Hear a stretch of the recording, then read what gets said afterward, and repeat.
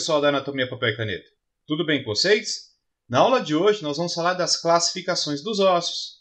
Na verdade, nós vamos tentar dar dimensões para eles: altura, largura, espessura. Antes de qualquer comparação, eu gostaria que você pensasse no formato de um colchão. Eu sei que de primeira instância não tem muito a ver, mas eu gostaria que você pensasse que o colchão tem o seu comprimento, largura e altura pré-determinado. Para nós, quando formos falar em ossos, nós vamos lembrar que os ossos também têm o seu comprimento, largura e a sua circunferência, que nós vamos chamar de espessura. Bom, feito isso, as siglas que nós vamos usar na aula de hoje são C, L, E. Comprimento, largura e espessura. Vamos usar o sinal de maior, menor ou equivalente. Sinal do próximo, ok? Aproximado. Aqui o sinal maior e menor, como as professoras nos ensinavam. Se a gente fizer um corte, a gente vai ver que o número 7 é realmente maior que o número 4. Ok? Bom, a primeira classificação que existe são os chamados ossos longos. Os ossos longos, se pararmos para pensar, eles têm mais comprimento do que largura. Só que a largura deles equivale à sua espessura. Para esse tipo de osso, eu gostaria que você pensasse em um formato de um chocolate. Mas esse chocolate que eu quero dizer para você é o chocolate de prestígio. Sem fazer merchan, mas pense no formato dele. Ele tem mais comprimento do que largura. Se você olhar ele, você vai ver que a largura dele equivale à espessura. Esse seria o formato de ossos longos. Se eu comentar com você sobre o osso longo, acho que o formato mais parecido aí que vem logo na cabeça é o osso fêmur. O osso fêmur, ele realmente vai cair na nossa cabeça por conta do tamanho.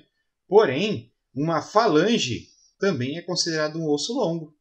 Pense nisso, porque a falange tem mais comprimento do que largura. Ela é mais alta do que larga. Só que a largura dela equivale à espessura. Ok? Então, por isso, uma falange seria considerado um osso longo.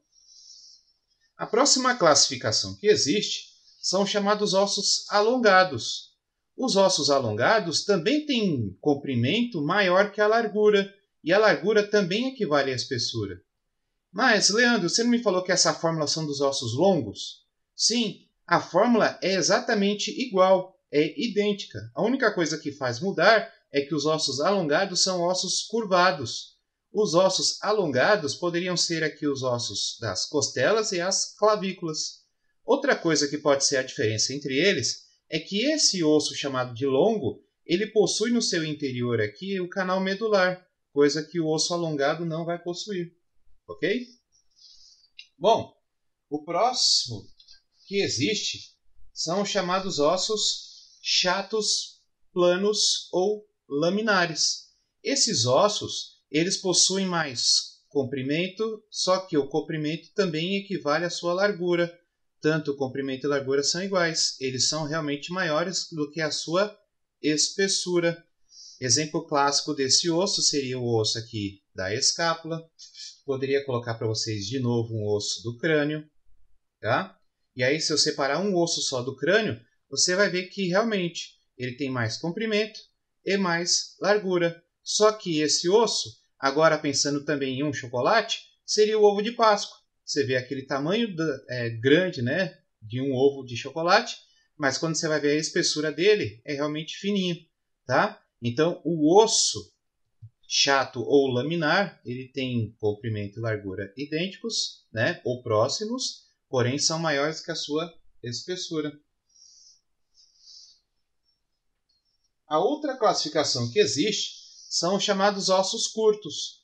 Os ossos curtos, também pensando agora em um chocolate, os ossos curtos poderiam ser comparados com um brigadeiro, por exemplo, como se fosse uma bolinha, porque os ossos curtos têm comprimento, largura e espessuras idênticas ou próximas. Eles são formatos quase que uma bolinha, como os ossos do carpo e os ossos dos tarsos.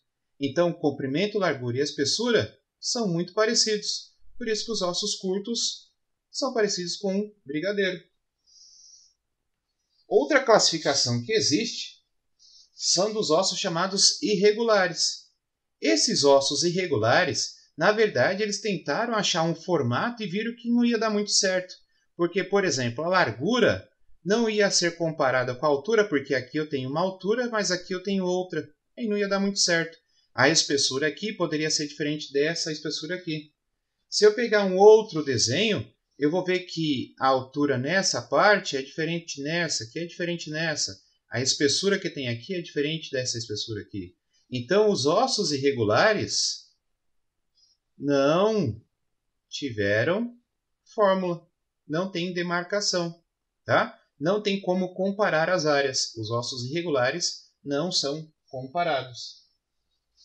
A próxima classificação que existe são dos ossos pneumáticos. Pneumáticos, olha, pela sigla aqui, né, pela abreviação, parece dizer que guarda ar, né, pneu.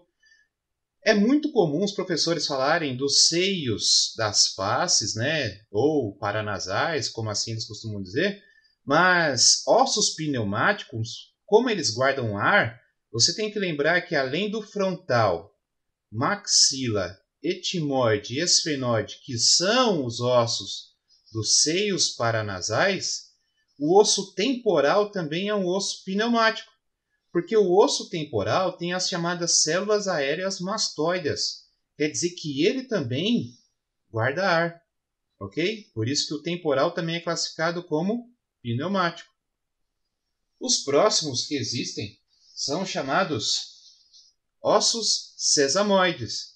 Esses ossos sesamoides, eles têm um formato muito parecido com os ossos curtos. Eles também parecem umas bolinhas, porém são ossos que se desenvolvem na substância de certos tendões ou na cápsula fibrosa que envolve certas articulações. Um exemplo muito clássico que tem deles é justamente aquelas duas bolinhas que existem embaixo dos primeiros dedos, tanto do pé quanto da mão. Esses ossos sesamoides são os mais comuns. Também existe a famosa patela. Ela também é classificada como osso sesamoide. Tá? A patela, por exemplo, é um típico osso chamado de intratendíneo. Tá? Ela fica no interior de tendões. E por fim, existem aqui os chamados ossos supranumerários. Esses ossos supranumerários, eles são, na verdade, ossos sesamoides. Mas são ossos que, na verdade, fazem apenas uma variação anatômica. Eles fazem aumentar o número de osso no esqueleto, mas não traz nenhum prejuízo para a função da pessoa. Esse que nós estamos vendo aqui no desenho, imaginariamente visto aqui como se fosse um exame de um raio-x, se fosse uma radiografia, esse osso é o famoso osso fabella. É o osso sesamoide que fica no tendão do músculo gastrocnêmio lateral. Tá? Perdão. Gastrocnêmio lateral. É um tipo de osso sesamoide que fica no interiorzinho ali de um tendão do gastrocnêmio. Então, são chamados ossos supranumerários. Quando a pessoa, por exemplo, sofre uma pequena lesão e aí um fragmento de osso escapa e fica ali no corpo dela, ele é considerado um supranumerário. Como as pessoas costumam dizer, parece que ela tem um feijãozinho ali dentro do tendão.